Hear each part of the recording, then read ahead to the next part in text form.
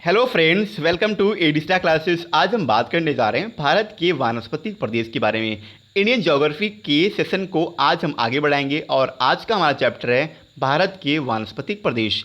इससे जुड़े जितने भी इंपॉर्टेंट फैक्ट बनते हैं उनके बारे में आपको बताऊंगा। वनों से रिलेटेड जितने भी इंपॉर्टेंट फैक्ट बनते हैं उनके बारे में भी मैं आपको बताऊंगा। तो आप हमारा वीडियो पूरा और एंड तक ध्यान से देखिए। अगर आपको हमारी ये वीडियो पसंद आए तो वीडियो को लाइक कीजिए, हमारे चैनल एडिस्टार क्लास सब्सक्राइब कीजिए और आपके पास जितने भी एजुकेशनल ग्रुप हैं आप उस ग्रुप में हमारे वीडियो को शेयर भी कीजिए, जिससे मैक्सिमम स्टूडेंट को हमारे वीडियो के माध्यम से फ़ायदा मिल सके। चलिए शुरू करते हैं। सबसे पहले मैं आपको बताऊंगा आखिर वानस्पतिक प्रदेश इन्हें भारत में किस रूप से और कैसे कहां कहां जाना जाता है। चलिए, उष्ण से लेकर के उत्तर ध्रुव तक विविध प्रकार की जलवायु के कारण भारत में अनेक प्रकार की वनस्पतियां पाई जाती हैं। अब आपको ये पहली लाइन शायद समझ में नहीं आई होगी। मैंने आपको पहले और दूसरे इन दोनों चैप्टर में जब मैंने आपको इंडिया के बारे में इंडियन ज्योग्राफी स्टार्ट की थी वहाँ मैंने आपको बताया था उष्ण और साथ में ध्रुव यानी पोल्स क्या होते हैं और भारत कहाँ पे है। देखिए, मैं आपको एक बार फिर से बता रहा हूँ। इस तरीके से हमारा ग्लोब है। ग्लोब के बीच से इस तरीके से 0 डिग्री पे है विषुवत यानी भूमध्य रेखा या विषुवत रेखा, जिसे हम इंग्लिश में कहते हैं इक्वेटर लाइन। और यहाँ पे ऊपर है नॉर्थ पोल, नीचे है साउथ पोल। भारत यहाँ पे है और यहाँ पे कलर मैं चेंज कर रहा हूँ जिससे आपको देखने में आसानी हो। भारत यहाँ पे है, यहाँ पे यानी भारत उत्तरी पोल पे है, उत्तरी ध्रुव में भारत बसा हुआ है। अब आगे बढ़ते हैं। अब यहाँ बताता हूँ मैं आपको उष्ण यानी आपको याद रखना है 0 डिग्री मैंने आपको बताया 0 डिग्री ये वाला, ये जो 0 डिग्री है यहाँ से लेकर के उत्तर ध्रुव तक यानी नॉर्थ पोल तक, पूरे नॉर्थ पोल की बात कर रहा हूँ लास्ट तक, विविध प्रकार की जलवायु के कारण जलवायु अनेक प्रकार की होती है। जलवायु के बारे में मैंने आपको भी एक दिन पहले भारत की जलवायु के बारे में बताया है, तो आप उस चैप्टर को देखिए और वहाँ पे आपको जलवायु और मौसम से जितने भी फैक्ट बनते हैं आसानी से पता लग जाएंगे। आप जलवायु के बारे में वहाँ से अच्छी तरीके से पढ़ सकते हैं। तो जलवायु के कारण भारत में अनेक प्रकार की वनस्पतियां पाई जाती हैं जो समान आकार के अन्य देशों में बहुत कम मिलती हैं। अब ऐसा क्यों है? क्योंकि भारत को 8 वनस्पति क्षेत्रों में बांटा जा सकता है। अब ये 8 वनस्पति क्षेत्र कौन कौन से हैं जिन्हें भारत में डिवाइड किया गया है, तो चलिए देखते हैं कौन कौन से हैं। पहला है पश्चिमी हिमाचल, दूसरा है पूर्वी हिमाचल, तीसरा है असम, चौथा है सिंधु नदी का मैदानी क्षेत्र यानी जम्मू कश्मीर और लद्दाख का बेल्ट, अगला है दक्कन की जो पठार हैं प्रायद्वीपीय पठारों में, अगला है गंगा का मैदानी क्षेत्र यानी उत्तर भारत का मैदान, मालाबार और अंडमान निकोबार द्वीप समूह। मालाबार ये केरल में तट है, मालाबार तट, जहाँ पे 2 जून को मैंने आपको बताया था जलवायु वाले में 2 जून को सबसे पहले भारत में अरब सागर के द्वारा, अरब सागर से जो मानसून आता है वहाँ से मालाबार तट पे सबसे पहले भारत में वर्षा होती है। और अगला है अंडमान और निकोबार द्वीप समूह, यहाँ पे बंगाल की खाड़ी की जो शाखा है हिंद महासागर की, मैंने आपको बताया था दक्षिण पश्चिम में हिंद महासागर की 2 शाखाएं होती हैं, एक बंगाल की खाड़ी की शाखा और दूसरी अरब सागर की शाखा। फिलहाल इस चीज़ के बारे में मैंने आपको जलवायु के चैप्टर में पूरा बताया, तो आप उस वीडियो को ज़रूर देखिए। पश्चिमी हिमाचल, जो पश्चिमी हिमाचल है उसकी बात हो रही है। ये क्षेत्र कश्मीर से कुमाऊं तक फैला हुआ है। कलर चेंज कर रहा हूँ, आपको दिख नहीं रहा होगा, कश्मीर से कुमाऊं तक। इस क्षेत्र के शीतोष्ण कटिबंधीय भाग में चीड़, देवदार, शंकुधारी वृक्षों जैसे कोनिफर और चौड़ी पत्ती वाले शीतोष्ण वृक्षों के वनों का बाहुल्य यानी अधिक संख्या में ये वहाँ पे हैं, यानी बहुत अधिक संख्या में हैं। इससे ऊपर के क्षेत्रों में देवदार, नीली चीड़, सनोबर वृक्ष और श्वेत देवदार के जंगल भी हैं। अल्पाइन क्षेत्र, अब ये कौन कौन से क्षेत्र हैं? अल्पाइन का जो क्षेत्र है शीतोष्ण क्षेत्र के ऊपरी सीमा से लगभग 4750 मीटर या इससे अधिक ऊंचाई तक फैला हुआ है और इस क्षेत्र में ऊंचे स्थानों में मिलने वाले श्वेत देवदार, श्वेत भोजपत्र और सदाबहार वृक्ष पाए जाते हैं। ये हुआ पश्चिमी हिमाचल की बात। अब पूर्वी हिमाचल यानी पूर्वी हिमालय, ये क्षेत्र सिक्किम से पूरब की ओर यानी सिक्किम से पूरब अरुणाचल प्रदेश की ओर ये शुरू होता है और इसके अंतर्गत दार्जिलिंग, ये पश्चिम बंगाल में पड़ता है, दार्जिलिंग, कुर्सियांग और इसके साथ लगे जितने भी भाग आते हैं वो पूर्वी हिमालय के क्षेत्र में आते हैं। और इस शीतोष्ण क्षेत्र में ओक, जाय वृक्ष, दिफल और बड़े फूलों वाले सदाबहार वृक्ष और इनके साथ छोटी बेत के जंगल भी पाए जाते हैं। अब असम क्षेत्र की बात करेंगे तो असम के जो क्षेत्र है उसमें ब्रह्मपुत्र और सुरमा घाटियाँ पाई जाती हैं, जिनमें सदाबहार जंगल हैं और बीच बीच में घनी बाँसों और लंबी घासों के झुरमुट भी वहाँ असम के क्षेत्र में पाए जाते हैं। सिंधु के मैदानी क्षेत्र में पंजाब, पश्चिमी राजस्थान और उत्तरी गुजरात के मैदान शामिल हैं और ये क्षेत्र शुष्क और गर्म है। इसमें प्राकृतिक वनस्पतियाँ भी मिलती हैं, आपको याद रखना है। अब गंगा का जो मैदानी क्षेत्र यानी उत्तर भारत का जो मैदानी क्षेत्र है उसकी हम बात करेंगे तो यहाँ का जो अधिकतर भाग है ये कछारी मैदान है और इनमें गेहूँ, चावल और गन्ने की खेती तो खूब होती है। केवल थोड़े से भाग में विभिन्न प्रकार के जंगल हैं यहाँ पे। आगे बढ़ते हैं अब दक्कन के क्षेत्र में। तो दक्कन का जो पठार है इन क्षेत्रों में प्रायद्वीपीय जो भारत है वहाँ की सारी पठारी भूमि शामिल है, जिसमें पतझड़ वाले वृक्षों के जंगलों से लेकर तरह तरह की जंगली झाड़ियों के वन उपलब्ध हैं। मालाबार क्षेत्र में यहाँ पे अधिक प्रकार की ये नीचे पड़ता है, वर्षा खूब अधिक होती है यहाँ पे और प्रायद्वीपीय तट के साथ साथ लगने वाले पहाड़ी तथा अधिक नमी वाली पट्टी है। इस क्षेत्र में घने जंगल है क्योंकि यहाँ पे वर्षा अधिक होती है। इसके अलावा इस क्षेत्र में कई महत्वपूर्ण व्यापारिक फसलें, अब ये कौन कौन सी व्यापारिक फसलें हैं यानी जिनका लाभ व्यापार के लिए होता है, जैसे नारियल, सुपारी, काली मिर्च, काको और चाय, रबड़ तथा काजू की खेती होती है और ये व्यापारिक फसलें हैं, आपको याद रखना है। और इन सब की जो बहुलता है वो मालाबार तट के क्षेत्र में है, आपको याद रखना है। अंडमान क्षेत्र में सदाबहार, मैंग्रोव, समुद्र तटीय और जल प्लावन संबंधी वनों की अधिकता है। कश्मीर से अरुणाचल प्रदेश तक हिमालय का जो क्षेत्र है वो चार कौन कौन से भाग में है, देखो 4 देश से पहले नेपाल एक अलग क्षेत्र हो गया, सिक्किम अलग क्षेत्र हो गया, भूटान का अलग क्षेत्र हो गया और नागालैंड का अलग क्षेत्र हो गया। और दक्षिण प्रायद्वीपीय में क्षेत्रीय पर्वतीय क्षेत्र जो श्रेणियाँ हैं उनमें से देशी पेड़ पौधों की अधिकता है जो दुनिया में अन्यत्र कहीं नहीं मिलते हैं। अब थोड़ा एडिशनल फैक्ट के बारे में बात करेंगे। वन संपदा की दृष्टि से भारत काफ़ी संपन्न है, ये हम सब जानते हैं। उपलब्ध आंकड़ों के अनुसार पादप विविधता की दृष्टि से भारत का विश्व में 10वां और एशिया में चौथा स्थान है। लगभग 70% भूभाग का सर्वेक्षण करने के बाद अब तक भारतीय वनस्पति सर्वेक्षण संस्था ने पेड़ पौधों की लगभग 46,000 से अधिक प्रजातियों का पता लगाया है। वाहिनी वनस्पति के अंतर्गत 15,000 प्रजातियां भारत में उपलब्ध हैं। देश के पेड़ पौधों का विस्तृत अध्ययन भारतीय सर्वेक्षण संस्था और देश के विभिन्न भागों में स्थित उसके 9 क्षेत्रीय कार्यालय यानी भारतीय सर्वेक्षण संस्था और इनके 9 क्षेत्रीय कार्यालय हैं इन्हीं पर, और इनके अलावा कुछ विश्वविद्यालय हैं, कुछ अनुसंधान संगठन हैं, इनके द्वारा देश के पेड़ पौधों का विस्तृत अध्ययन किया जा सकता है। आगे बढ़ते हैं। वनस्पति नृजाति विज्ञान के अंतर्गत विभिन्न पौधों और उनके उत्पादों को उपयोगिता के बारे में अध्ययन किया जाता है। भारतीय वनस्पति सर्वेक्षण ने ऐसे पेड़ पौधों का वैज्ञानिक अध्ययन किया है। देश के विभिन्न जनजातीय क्षेत्रों में कई विस्तृत नृजाति सर्वेक्षण किए जा चुके हैं। आपको याद रखना है वनस्पति नृजाति विज्ञान की दृष्टि से महत्वपूर्ण पौधों की 800 प्रजातियों की पहचान अभी तक भारत में हुई है और देश के विभिन्न जनजातीय क्षेत्रों से इन्हें इकट्ठा भी किया गया है। कृषि, औद्योगिक और शहरी विकास के लिए वनों के विनाश के कारण अनेक भारतीय पौधे लुप्त भी हो रहे हैं। पौधों की लगभग 1336 प्रजातियों के लुप्त होने का भारत में अभी तक का खतरा है, जिनमें से लगभग 20 प्रजातियां 60 से 100 वर्षों के दौरान दिखाई नहीं पड़ी, यानी संभावित ये है कि ये प्रजातियां पूर्ण रूप से भारत से लुप्त हो चुकी हैं। भारतीय वनस्पति सर्वेक्षण रेड डाटा बुक नाम से लुप्त प्राय पौधों की सूची भी प्रकाशित करता है। आगे बढ़ते हैं। अब भारत में जो प्राकृतिक यानी नेचुरल जो भारत में वनस्पतियाँ हैं उसके बारे में बात करेंगे।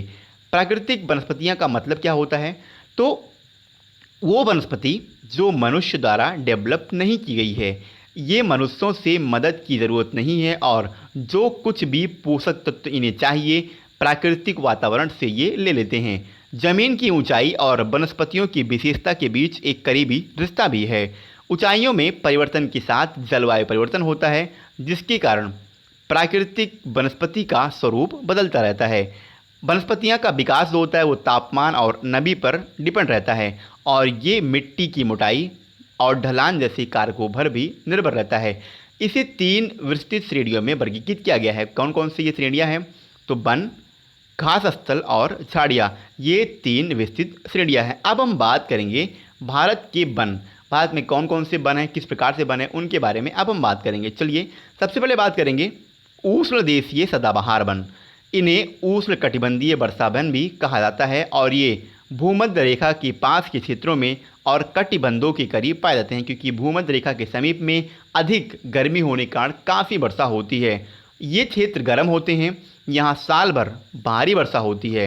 इन जंगलों को सदाबहार कहा जाता है क्योंकि इनके पत्ते कभी नहीं झड़ते। जो सदाबहार वन होते हैं इनके पत्ते कभी झड़ते नहीं हैं और ये वर्ष भर हरे भरे रहते हैं।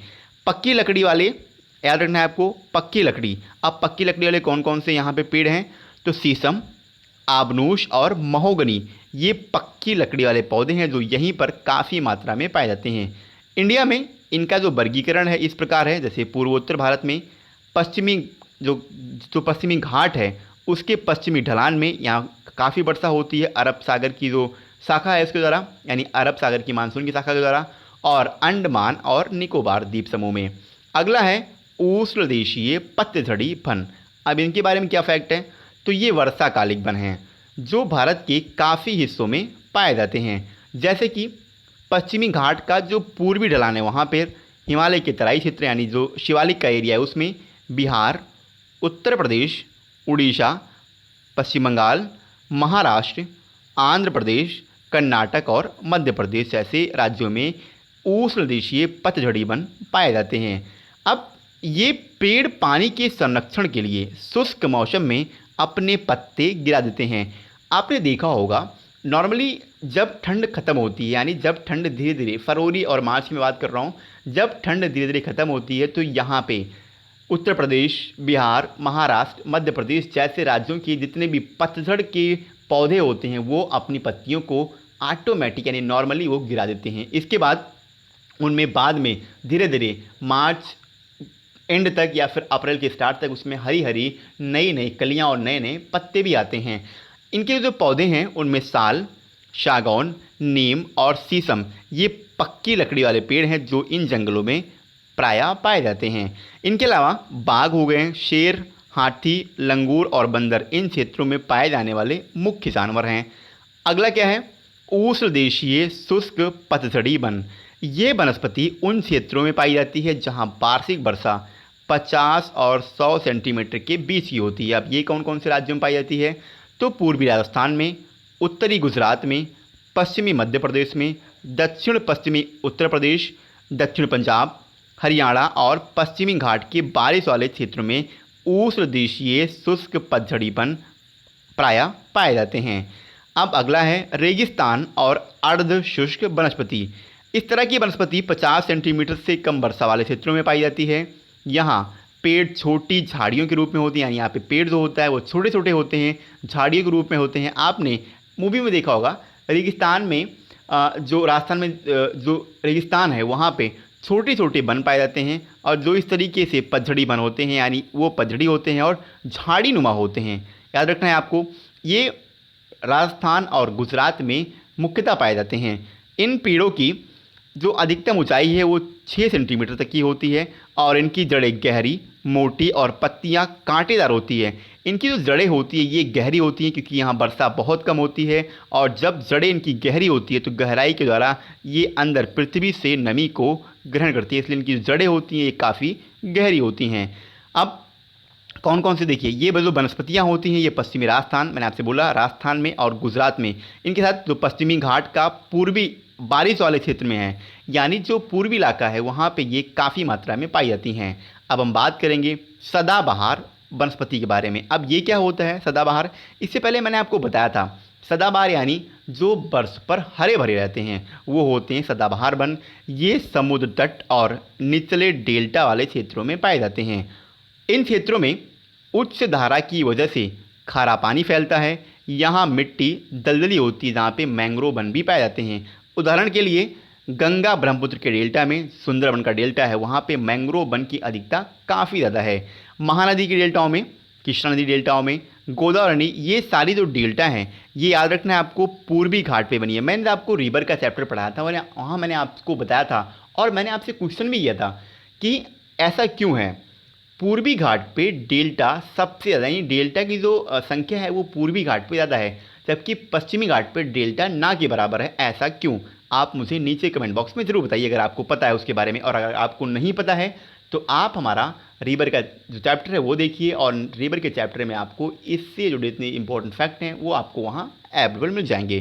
तो यहाँ हम बात कर रहे थे महानदी, कृष्णा, गोदावरी, इन सब की डेल्टाओं में कावेरी ये भी पूर्वी घाट पे, आपका रखना है पूर्वी घाट के बंगाल की खाड़ी में ये सारी गंगा ब्रह्मपुत्र की डेल्टा यहाँ बनती है। महानदी, कृष्णा, गोदावरी और कावेरी ये सारी नदियाँ का जो डेल्टा क्षेत्र है वो पूर्वी घाट पे ही है, और पूर्वी और पश्चिमी तट के कुछ हिस्से इस वनस्पति के तहत आते हैं। अगला है नम उप उष्ण देशीय पर्वतीय वनस्पति। अब इसमें क्या है, तो ये वनस्पति 1070 से 1500 मीटर, यानी 1070 से 1500 मीटर की ऊंचाई पर प्रायद्वीपीय भारत में पाया जाता है। और ये वनस्पति सदाबहार है, यानी यहाँ पर भी वर्ष भर यहाँ के जो पौधे हैं, जो यहाँ की वन वनस्पतियाँ हैं वो वर्ष भर हरे भरे रहते हैं। पेड़ों की लकड़ी यहाँ लगभग नरम होती है, क्योंकि यहाँ पे अंदर मिट्टी में दलदली होती है, इसलिए पेड़ों की जो लकड़ियाँ होती हैं काफ़ी मुलायम होती हैं। ये पश्चिमी घाट, पूर्वी घाट, नीलगिरी, कार्डामम हिल्स यानी कार्डामम पहाड़ी और अन्नामलाई की पहाड़ी जैसे क्षेत्रों में पाया जाता है। आगे बढ़ते हैं। अगला है नम शीतोष्ण पर्वतीय वनस्पति। ये वनस्पति 1500 मीटर की ऊंचाई पर पाई जाती है। ये ज़्यादातर प्रायद्वीपीय भारत में पाई जाती है, यानी दक्षिण भारत में इनकी संख्या काफ़ी अधिक मात्रा में है। और इसके जंगल बहुत ही घने नहीं होते हैं, यानी यहाँ पे जंगल है वहाँ पे जो यहाँ के पौधे होते हैं, जो यहाँ इसकी वन और वनस्पतियाँ होती हैं, यहाँ पे जो पेड़ पौधे होते हैं उनमें घनत्व तो नहीं है, यानी वो दूर दूर होते हैं, संख्याएं उनकी अधिक नहीं होती। इस तरीके से सूरज की रोशनी नीचे तक, बिल्कुल छोटे पौधों तक भी सूर्य की रोशनी आसानी से पहुंच जाती है। यहाँ सतह पर झाड़ियाँ होती हैं, क्योंकि यहाँ पर झाड़ियाँ होने का मेन रीज़न ये है कि यहाँ पे सूर्य की रोशनी प्रॉपर नीचे पहुँच जाती है। अन्नामलाई की पहाड़ियों, नीलगिरी और पालनी में मुख्य रूप से नम शीतोष्ण की पर्वतीय वनस्पतियाँ पाई जाती हैं, और इस जंगल के मुख्य पेड़ हैं मैग्नोलिया, यूकेलिप्टिस और एल्म। अगला है हिमालयी वनस्पति। अब यहाँ पे जो फैक्ट हैं, हिमालयी वनस्पति ऊंचाई में भिन्नता के अनुसार कई तरह की प्रजातियाँ इन पहाड़ों में पाई जाती हैं, और ऊंचाई में वृद्धि के साथ तापमान में गिरावट आती है। आपको पता है जैसे जैसे आप ऊंचे जाएंगे, किसी भी आप इस तरीके से किसी हिल्स पे, किसी पहाड़ी पे या हिमालय पे जब आप ऊंचाई पे जाएंगे, शिवालिक से आप जाएंगे लघु हिमालय पे, लघु हिमालय से आप जाएंगे ग्रेट हिमालय पे, तो आपको वहाँ पे टेम्परेचर में कमी आएगी। यानी अगर आपको शिवालिक पर टेम्परेचर मिलेगा 25 का, तो लघु हिमालय पे मिलेगा 15 का, और ग्रेट हिमालय पर टेम्परेचर आपका 5 का हो जाएगा नॉर्मली, या उससे भी कम हो जाएगा। आपने देखा होगा लद्दाख में ऑलरेडी साल के 12 महीने वहाँ का जो टेम्परेचर रहता है वो लगभग माइनस में ही रहता है। ऐसा क्यों? क्योंकि वहाँ की जो ऊंचाई है वो काफ़ी अधिक है।